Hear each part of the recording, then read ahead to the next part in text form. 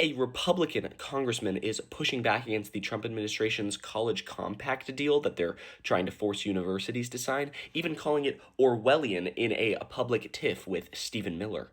The congressman in question is Representative Thomas Massie out of Kentucky. He has made a bit of a name for himself over the past few months by being one of the very few Republicans in the House who are publicly pressuring the Trump administration to release the Epstein files.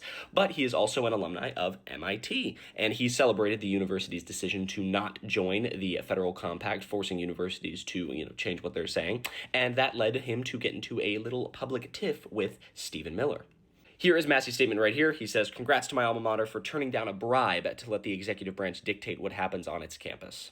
Terminally insecure Stephen Miller chimed in, writing, quote, "MIT is a federally funded and financed institution. The U.S. government asked MIT as one of America's largest recipients of taxpayer dollars to certify that students and professors will be hired based on objective merit and not skin color. God, he's such a ghoul." Thomas Massie then claps back at Stephen Miller with a three-part takedown, starting with undergraduate tuition is privately funded at MIT.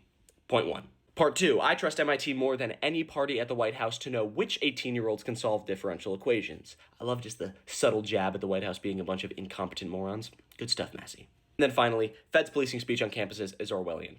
Yeah, that's it. He gets it. I mean, this is exactly what the administration is trying to do, to have this suppression of speech, this big brother who constantly looks over us and can see what we're saying, polices the speech in higher education, and forces all of us to follow the exact checklist of what the administration wants. So yeah, good on Thomas Massie here for pushing against psycho shorty Stephen Miller, as well as the whole Trump administration at large. And you know what? At this point, I say let them fight. Let the Republicans have all the infighting they want, because it shows how fractured and divided they are as a party, and it hopefully will reflect in the midterms that people will see how incompetent they are at leading this country. If you like this video or want to see more like it, be sure to follow us here at Really American.